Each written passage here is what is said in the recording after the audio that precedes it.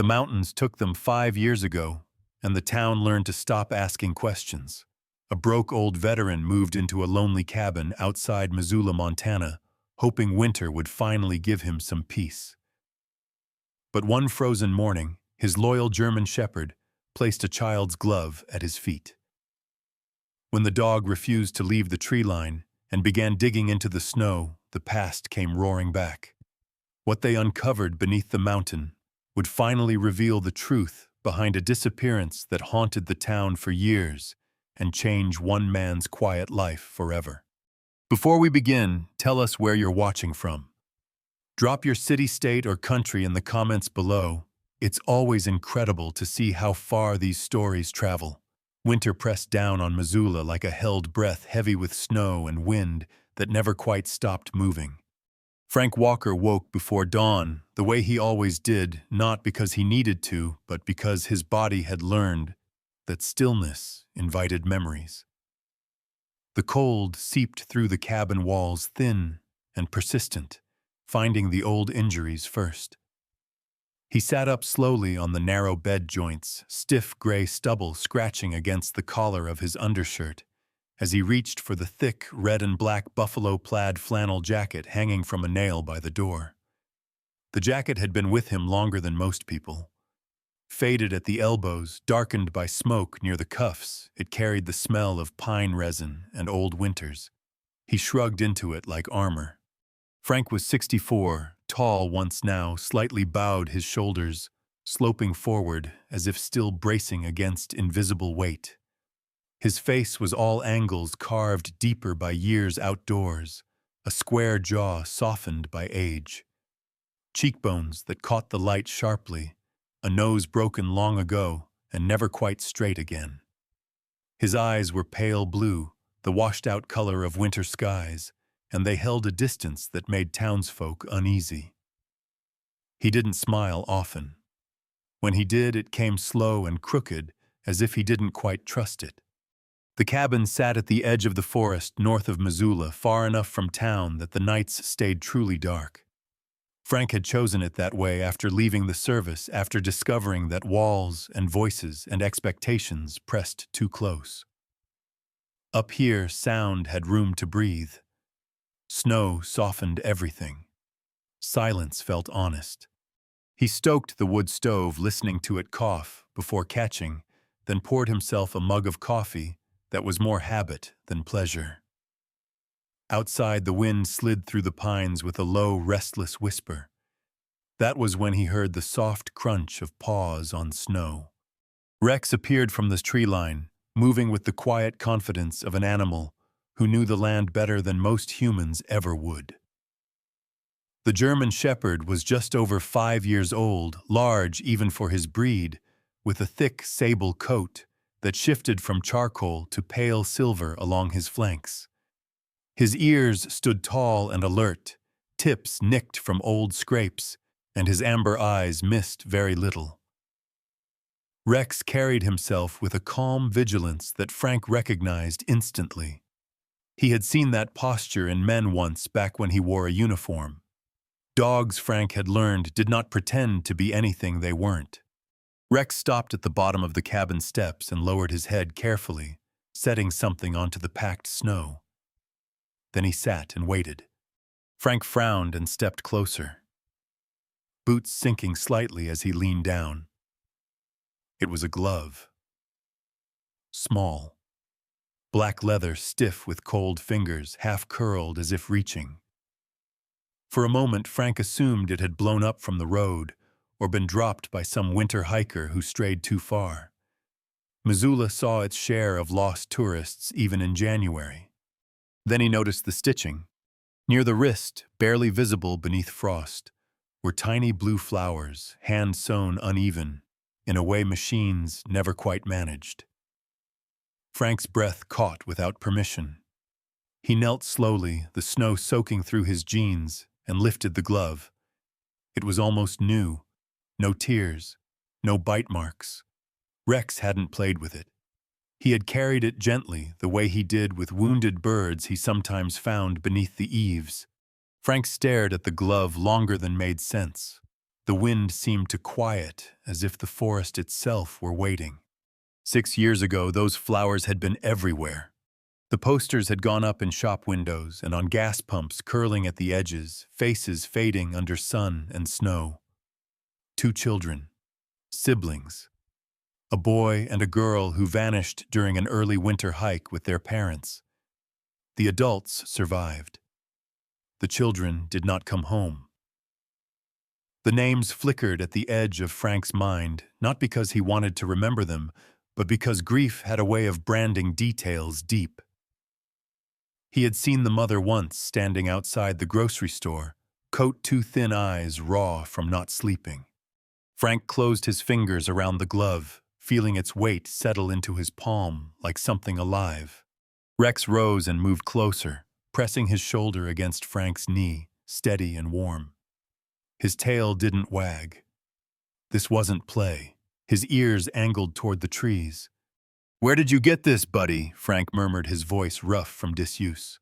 Rex looked at him, head slightly tilted, then turned and took a few steps toward the forest, before stopping, checking to see if Frank would follow. The message was clear enough. Frank stood slowly, heart thudding in a rhythm he hadn't felt in years. He didn't like the way his chest tightened, the way old instincts stirred, unwelcome but awake. For a long time, he had built his life around not being needed, not being responsible for outcomes. Up here, survival was simple, honest. He slipped the glove into the pocket of his flannel jacket. It felt wrong to leave it out in the open, exposed to the elements like something disposable. Inside the cabin, the warmth pressed in too close.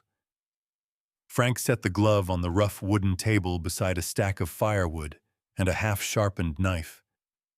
It looked out of place there, small and deliberate. Rex paced once, then lay down between the door and the table, positioning himself like a guard. Frank sank into the chair opposite the glove and rubbed his hands together. His thoughts moved in circles, seeking ordinary explanations. Maybe someone had found it and dropped it. Maybe it wasn't the same glove at all. Just similar. Grief made people see patterns that weren't there. But grief also taught precision. He remembered the flowers, the exact blue, the way the poster mentioned the girl's aunt had sewn them on as a gift. Frank exhaled slowly and leaned back, eyes closing for a moment. He hadn't meant to live this far from people forever. It had just happened one quiet year, stacking itself on another. The town had called him reclusive, odd, the mountain veteran who didn't talk much. That suited him fine. Silence didn't ask questions. Rex lifted his head, ears pricked, eyes fixed on the door. Frank followed his gaze and felt the weight of the glove in his pocket like a pulse. Outside, the wind shifted, carrying with it that subtle change in pressure Frank had learned to respect. Weather was turning. Snow would come again soon.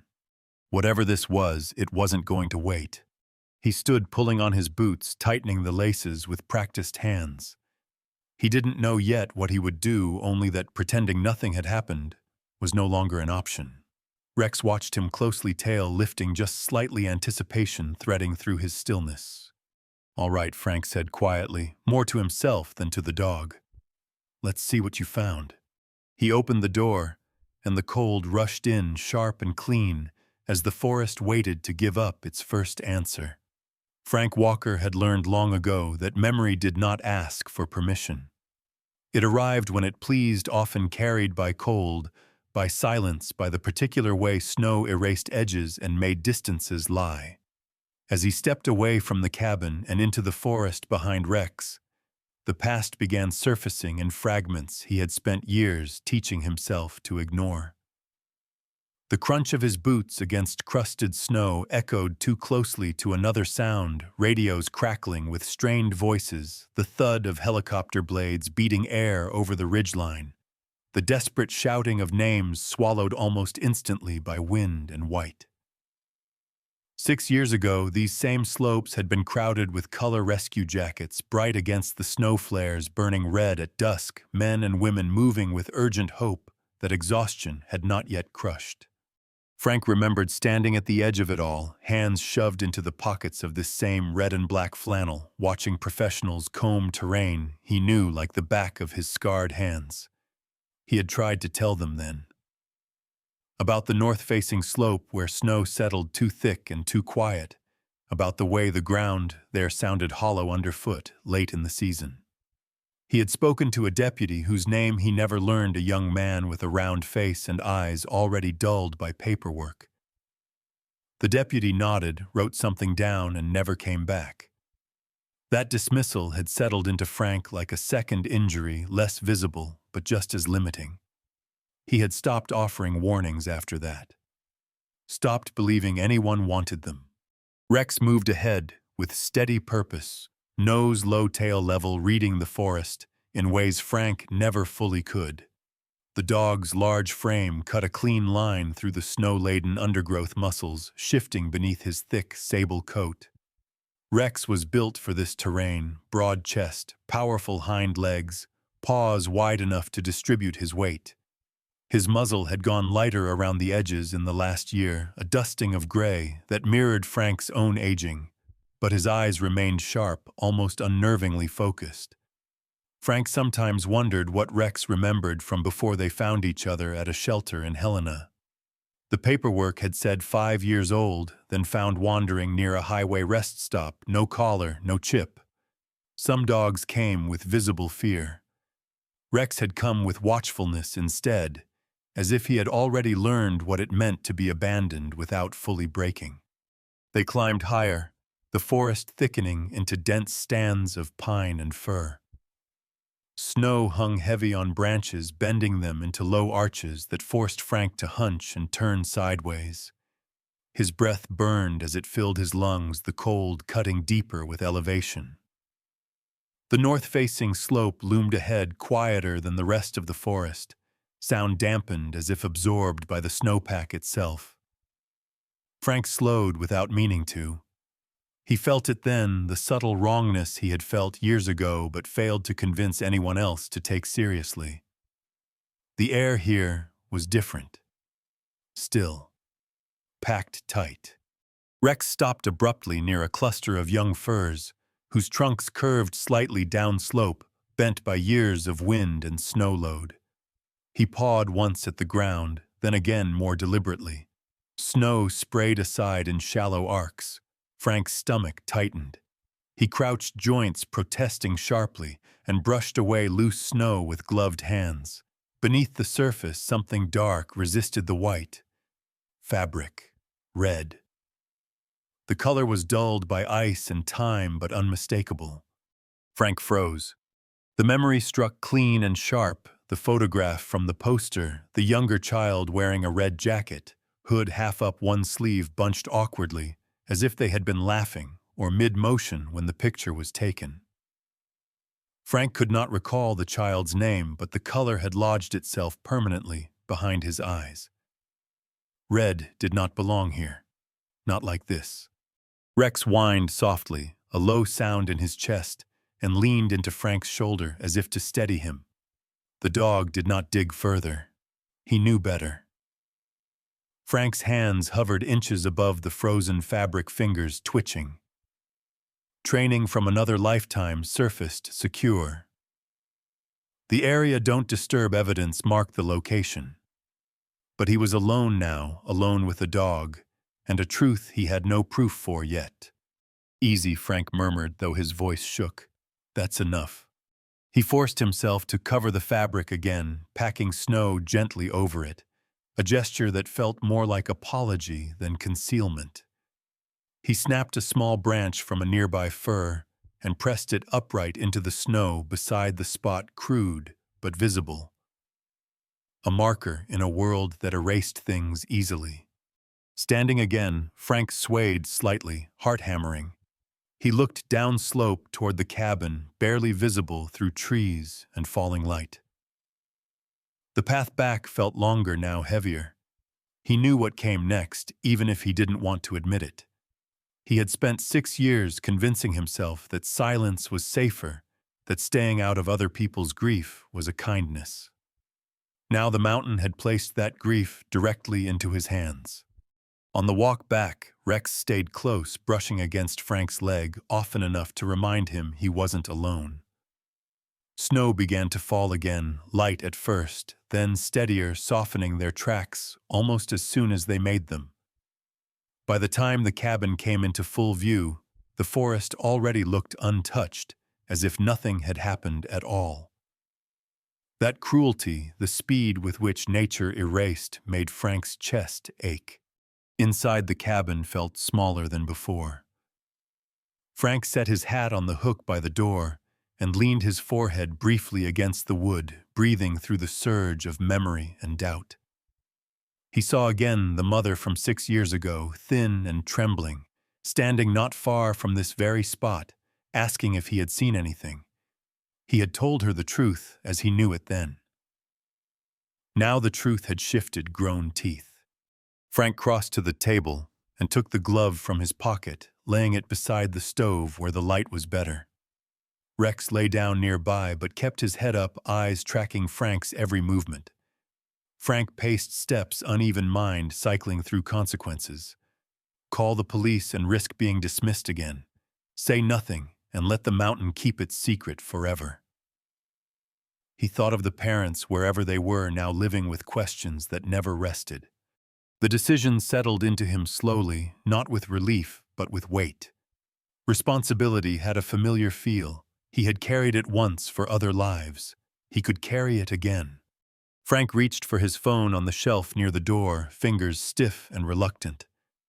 The screen lit his face, throwing every line and scar into harsh clarity. He stared at it longer than necessary, then set it back down without dialing. Not yet. He needed to be sure. Needed daylight. Needed to mark the path again before snow buried it completely. Rex stood tail lifting slightly, sensing Frank's resolve shift. The dog moved to the door and waited, posture alert, ready. "All right," Frank said quietly, pulling his gloves back on. "One more look. Then we do this right." He opened the door, and the cold rushed in once more, carrying with it the smell of snow and pine and something else.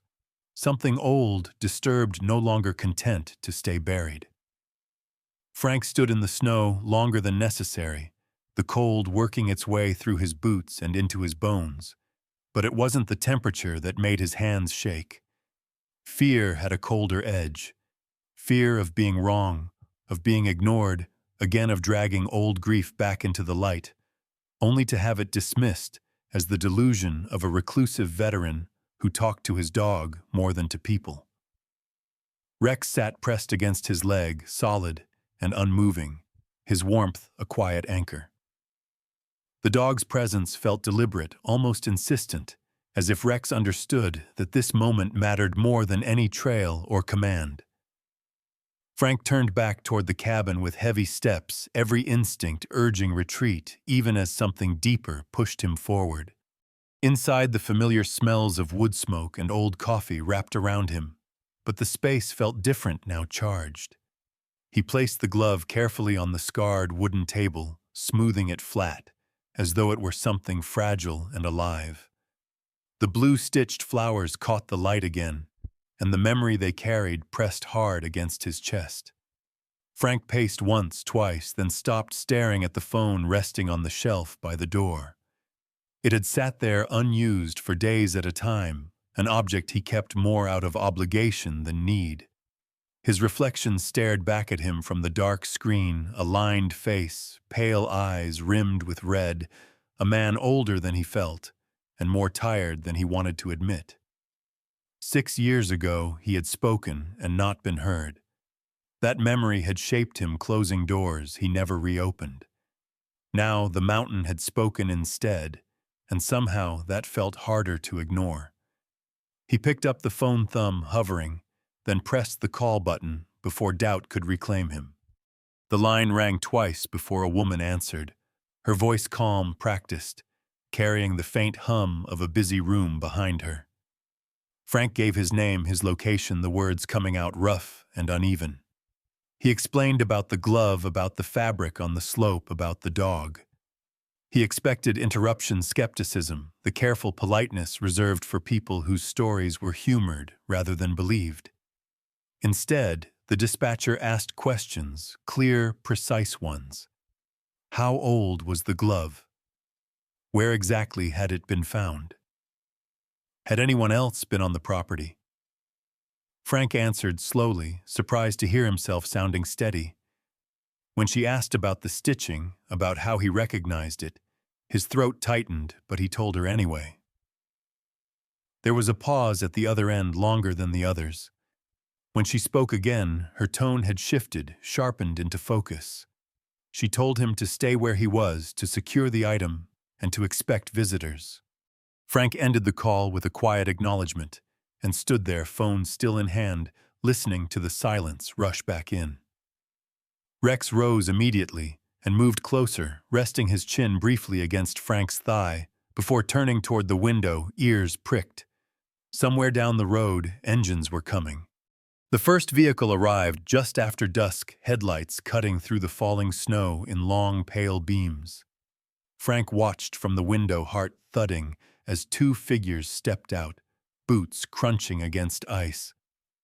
One was younger, broad-shouldered, moving with the stiff confidence of someone new to authority. The other was a woman who carried herself differently, with a weight that came not from size but from experience. She was in her early 50s, Frank guessed average height, her build lean beneath a heavy winter coat. Her dark hair was pulled back into a low knot streaked with silver, and her face bore the marks of years spent outdoors, and under pressure lines at the corners of her mouth, eyes that missed very little. This was Susan Miller. Frank recognized her before she spoke. She had been on the case years ago, one of the few who had stayed longer than the others, asking questions, even when hope was thinning. Seeing her again stirred a mix of relief and old resentment he didn't know what to do with. Susan removed her gloves as Frank opened the door, the cold air rushing in behind her. Her handshake was firm, her grip warm despite the chill. She introduced herself simply without titles, as if aware they might only get in the way. The younger man followed, introducing himself as Deputy Aaron Cole, his voice a little too quick, his eyes darting around the cabin with open curiosity. Cole was tall, clean-shaven, with a narrow face and an earnestness that hadn't yet been dulled by disappointment. He nodded respectfully to Frank, then crouched slightly to let Rex sniff his hand. Rex did so briefly, then turned away, attention already shifting back to Susan. The cabin felt smaller with others inside.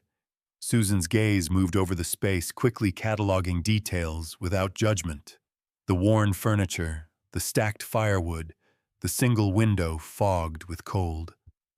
When her eyes landed on the glove, her expression changed. Not surprise. Recognition. She approached the table slowly, as if sudden movement might disturb something fragile. Pulling a pair of thin evidence gloves from her pocket, she slipped them on with care and lifted the glove into the light. She turned it once, then again, fingers tracing the stitching with a familiarity that made Frank's breath hitch. "These flowers," she said quietly. "They were mentioned once. Not in any report. The girl's aunt had them sewn on special." She looked up at Frank, then really looked at him, as if reassessing something she thought she understood years ago. "You couldn't have known that unless you saw the posters, or unless you were paying closer attention than most." Frank swallowed. "I tried to tell someone back then. About the slope, about the snow." Susan nodded slowly. "I remember." It wasn't an apology, but it wasn't dismissal either. It was acknowledgement, and it landed heavier than Frank expected. They spoke for a long time after that. Frank described the location, the marker branch, the way the snow sounded underfoot. Susan listened without interrupting, occasionally asking him to clarify angles, distances, landmarks only someone who lived here would notice. Deputy Cole took notes, his brow furrowed in concentration, asking fewer questions as the weight of the situation settled in. Rex remained near Frank's side throughout, eyes following Susan, whenever she moved his body tense, but controlled. "We'll need to see it," Susan said eventually. "Tonight if possible. Weather's moving in." Her voice softened slightly. "Will you come with us? It's easier if you show us exactly where." Frank hesitated, the instinct to retreat flaring briefly.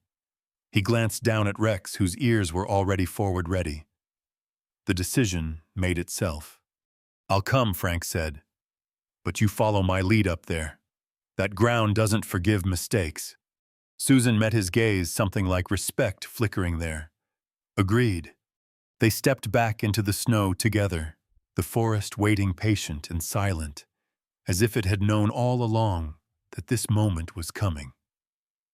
They left the cabin before full night could settle the sky over Missoula, already flattening into that dull winter silver that erased depth and made distances deceptive. Frank walked ahead, his red and black buffalo plaid flannel stark against the white boots, finding lines his body remembered even when his mind hesitated. Rex stayed close to his left knee, occasionally drifting forward to test the wind, then circling back as if confirming Frank was still there. Behind them came Susan Miller, and Deputy Aaron Cole joined halfway up the access road by a mountain rescue unit whose arrival brought a different kind of quiet. The rescuer, who introduced himself as Mark Halverson, stood out immediately, not because he was loud, but because he moved with the careful economy of someone who had learned to measure every step. Mark was in his early 40s, broad-backed with a beard clipped short and hair already thinning beneath his helmet. His jacket was bright orange, scarred with old abrasions, and his eyes held the steady patience of a man who had pulled too many people out of places they never should have been. He nodded once at Frank, respectful, and did not ask unnecessary questions. Another member of the team followed a woman named Lena Ortiz, slim and wiry dark hair braided tight down her back, her expression sharp with focus. She carried poles and probing tools, her movements efficient, precise, like someone who trusted preparation more than luck. The climb tightened quickly. Snow deepened, crusted on top, but softer beneath, the kind that lured careless feet forward before giving way. Frank raised a hand twice without looking back, signaling pauses where the ground changed character. Susan watched closely, matching his pace, listening when he murmured warnings about hollow sounds or subtle sags. This was not leadership that came from rank. It came from familiarity paid for in years. Rex moved ahead in short arcs, nose low tail, steady, the line of his body tense with purpose. When the forest thickened into the stand of firs, Frank recognized the air shifted. Sound dampened. Even Deputy Cole seemed to sense it, his questions trailing off as he adjusted his footing. Rex stopped where he had before. He did not bark immediately. He stood still, head angled, as if listening to something beneath the snow that humans could not hear. Then he barked, once sharp, contained, and lowered his nose to the ground. Mark lifted a gloved hand, signaling the team to halt. Lena stepped forward, carefully probing with a pole. The resistance came sooner than expected, the pole sinking deeper at a slight angle, then stopping against something that was not rock. Mark's jaw tightened. Susan exhaled slowly through her nose, eyes never leaving the spot Rex marked. They worked with restraint, not urgency. Shovels came out small and deliberate. Snow was removed layer by layer, placed aside rather than flung away. Frank stood just back from the edge, his heart beating too loudly in his ears, one hand resting on Rex's neck. The dog leaned into the touch, ears pinned back now, as if understanding the gravity of what he had led them to. As the snow-thinned color emerged, not bright, not vivid, but unmistakably human. Fabric. A sleeve folded unnaturally. Mark murmured a quiet instruction, and Lena shifted position to widen the perimeter. When the first bone appeared pale against the gray-white, no one spoke. Even the wind seemed to pause. Susan stepped forward only after Mark nodded. She crouched, her movements slow, respectful, and scanned the scene with trained eyes. There was no chaos here, no scattered signs of struggle. The positioning told a simpler, crueler story. A slope that had looked stable, a cornice weakened by sun and time. One step too far. Avalanche, Mark said quietly, not as speculation, but as confirmation. Old slide. Probably settled quick. Lena traced the line of the slope with her gaze, pointing out the weak layer beneath the crust, the way the snowpack had sheared cleanly years ago and sealed itself shut. It was all there, written plainly, for those who knew how to read it. They uncovered both remains, enough to understand without disturbing more than necessary. Small bodies preserved by cold, held in the mountain's unfeeling care. No bindings. No fractures that spoke of violence beyond gravity and ice. Susan closed her eyes briefly, then opened them again, the lines around her mouth deepening. She gave the order to stop excavation and call for forensics. Radios crackled softly as coordinates were relayed. Deputy Cole swallowed hard, his youthful certainty visibly shaken, but he followed instructions without hesitation, moving to secure the perimeter. As they waited, more details surfaced gently, like the mountain deciding how much it was willing to surrender. A crushed phone long dead. A zipper with teeth dulled by years underground. A fragment of a bracelet, beads once brightly colored, now muted to soft ghosts of themselves. Each item was documented, photographed, and placed into evidence bags with care that bordered on reverence. Frank watched his chest tight, the images from 6 years ago finally rearranging themselves into something complete. Not kinder, just whole. When the forensic team arrived, their demeanor carried a different weight. The lead technician, a woman named Elaine Porter, was in her late 50s, tall and spare, her gray hair tucked beneath a knit cap. Her face was composed, almost severe, but her hands moved with unmistakable gentleness. She examined the remains without haste, speaking in low tones to her assistants, confirming what Mark had already concluded. No secondary trauma, Elaine said to Susan. This was the mountain. Wrong place, wrong moment. The words landed heavily, but they landed true. They worked for hours, as light faded into a deeper blue. A stretcher was prepared, the remains wrapped carefully, anonymous, for now spared names, until families could be told with certainty. Frank found himself focusing on small, practical tasks, holding a light, steadying a rope, anything to keep from thinking too far ahead. Rex never left his side, occasionally lifting his head to watch the others, then pressing closer when the quiet became too loud. Snow began to fall again, slow and persistent, settling on shoulders and equipment alike, indifferent to the significance of what lay beneath. The descent was slower, burdened not just by weight, but by gravity of a different kind.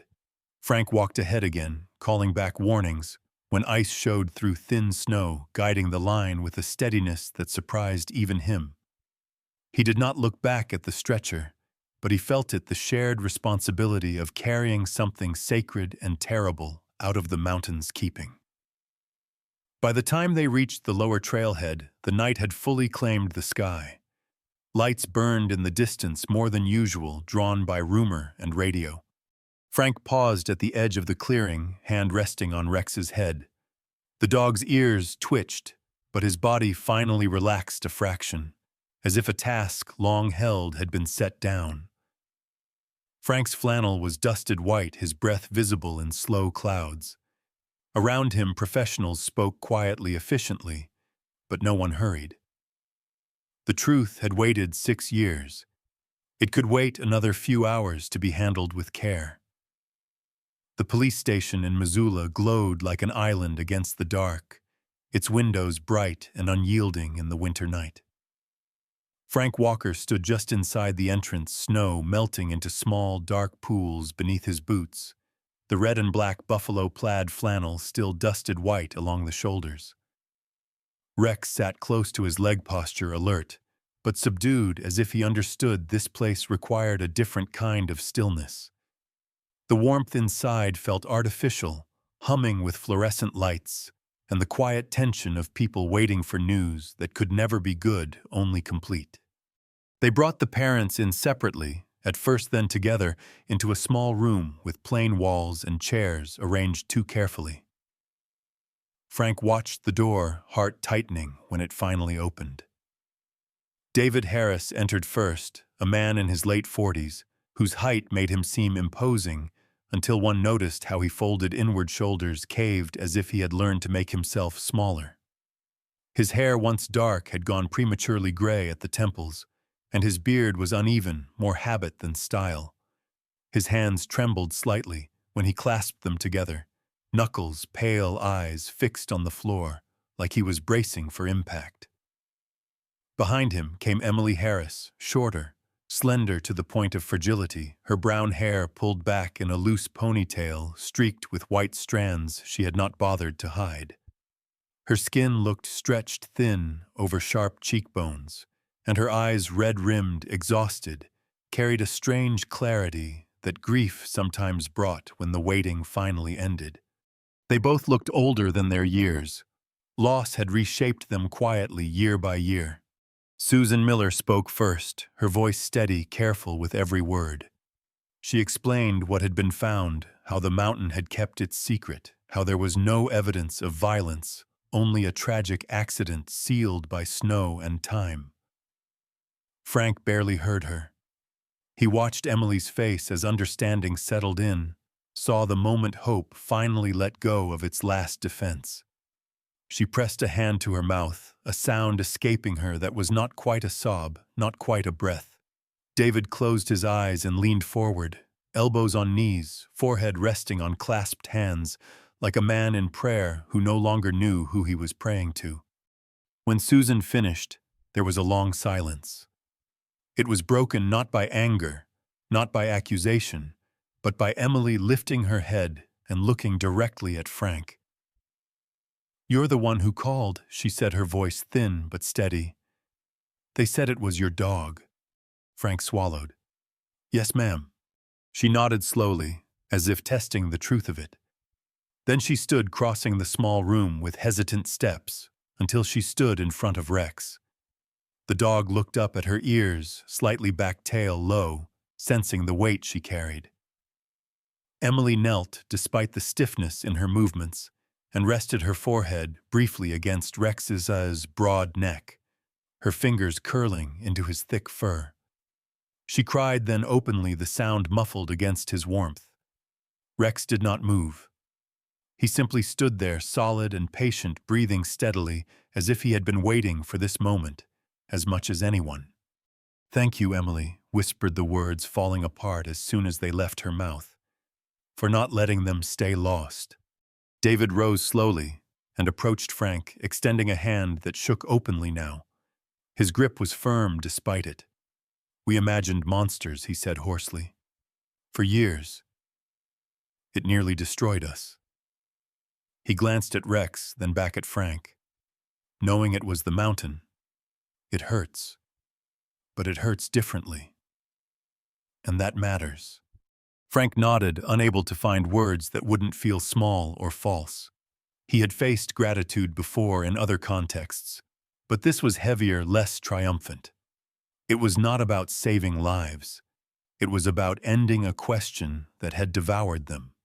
Later, outside the room, Susan joined Frank near the station's back door.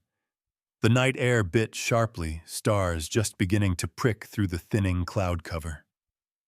Susan leaned against the brick wall, rubbing her hands together, her breath fogging faintly. Up close, Frank could see how tired she looked, how deeply this case had lived in her. "You did something important," she said quietly. "Something we should have done better years ago." She hesitated, then continued. "We're always short on people who actually understand the terrain. Volunteers, search and rescue, folks who listen to the mountain instead of trying to dominate it." Her eyes flicked briefly to Rex. Dogs like him don't come along often. Frank felt the old instinct rise again, the urge to step back, to refuse involvement, to retreat into the quiet safety of his cabin. He had built his life carefully around solitude, but he thought of the glove on his table, of the red fabric frozen into the slope, of how Rex had known where to stop. He thought of Emily's hands in Rex's fur, of the relief that had not erased pain but reshaped it into something survivable. "I don't fit well in town," Frank said finally. Susan gave a small, tired smile. "Good. We've got plenty who do. We need people who don't." She told him there was no pressure, that he could think about it, that the mountains weren't going anywhere. When she left, Frank stood alone for a moment, Rex leaning into his leg, grounding him. The drive back to the cabin was quiet. Snow had stopped falling entirely now, the road gleaming faintly under moonlight. When Frank cut the engine and stepped out, the night felt different, less oppressive, as if something had finally exhaled. He stood for a moment and looked up. Stars scattered across the Montana sky, faint but persistent, breaking through darkness the way truth sometimes did after years of concealment. Inside the cabin welcomed him back with familiar creaks and shadows. Frank removed his jacket and hung it carefully, brushing off the last of the snow. Rex circled once before settling near the stove, letting out a long breath that seemed to come from deep in his chest. Frank poured himself a cup of coffee and sat at the table where the glove had rested earlier. The space felt empty now, but not hollow. He thought about the years he had spent hiding, not out of bitterness, but out of self-preservation. He had believed distance was the same as peace. Tonight had taught him otherwise. Peace, he realized, came from paying attention, from responding when something asked to be seen. Frank reached down and scratched Rex behind the ears. "You did good," he said softly. Rex leaned into the touch-tail, thumping once against the floor.